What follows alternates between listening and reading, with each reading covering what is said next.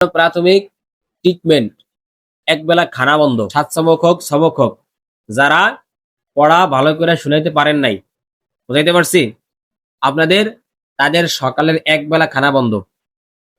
ঠিক আছে, একবেলা খানা বন্ধ। একটু ক্ষুধার কষ্ট করেন তাহলে দেখবেন পড়া ঠিক মতো হয়ে যাবে। মানে 3 বেলা মোটামুটি পেট ভরে খানা খাচ্ছেন, তো এই জন্য পড়ার একটা গুরুত্ব আসে না। ঠিক আছে, পড়ার প্রতি মহাব্বত আসে না, গুরুত্ব আসে না।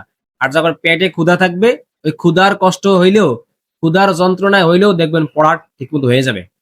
এই জন্য যারা শুনাইতে পারেন নাই, এটা এই যে এটা কিলে নাম কি, হুজাইফা, মোহাম্মদ আলী, তারপরে রবিউল, কেউ হোসাইন, তারপরে ওদিকে হ্যাঁ, এই হলো 3 জন।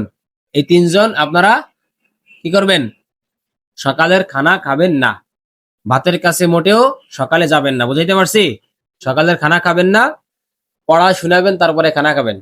ঠিক আছে, আর যদি পড়া শুনাইতে না পারেন, দুপুরের আগে কোনো খানা নাই, শুধু পানি, পানির উপর দিয়ে চলবে।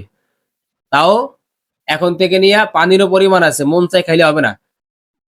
ঠিক আছে, মন চাই পানি খাইলে হবে না, লিমিটের মধ্যে রেখে খেতে হবে। মানে কি, মায়ের পিঠ তো আর কোনো, মায়ের পিঠ দিয়ে কিছু হয় না। মায়ের পিঠের সিস্টেম আগে ছিল, এখন মায়ের পিঠ নাই, বা একদমই নাই বললেই চলে। ঠিক আছে, যা আছে ও দিয়ে কাজ হয় না, অতএব মাইরে মুইরা কোনো কিছু হয় না। আমি যদি পরিবর্তন না হই, আমি যদি আমি যদি না শুধরাই, ঠিক আছে, আমি যদি না শুধরাই, তাহলে কি মাইরে আমারে ঠিক করা যাবে? এই বলো, মাইরে আমারে ঠিক করা যাবে? মাইরা ঠিক করা যাবে না। অতএব পরিবর্তন হইলে নিজে থেকেই পরিবর্তন হওয়া যায়, আর পরিবর্তন না হইলে হাজার চেষ্টা করলেও কাজ হয় না, কাজ হয়, কাজ হয় না। এই জন্য প্রাথমিক ট্রিটমেন্ট, একবেলা খানা বন্ধ, দেখি এইবার ঠিক হয় কিনা।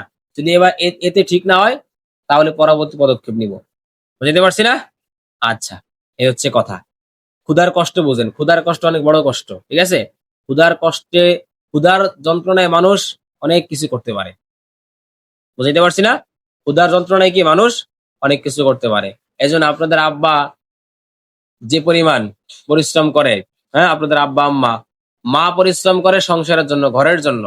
আর বাবা পরিশ্রম করে কি, বাবাও ঘরের জন্য করে, কিন্তু বাবা হলো বাহিরে পরিশ্রম করে, নাকি বাহিরে অন্য কাজ বাজ বা যেটা পারে সেটা করে। কিন্তু মা কি করে, সংসারের মধ্যে পরিশ্রম করে, তাই না? ঘরের মধ্যে কি করে, অনেক পরিশ্রম করে, সংসার গোছ গাছ করা, ঠিকঠাক রাখা, এটা হচ্ছে মায়েদের কাজ। আপনাদেরকে দেখা যায় বাড়িতে গেলে আপনাদের যত্ন আত্নি করা ইত্যাদি।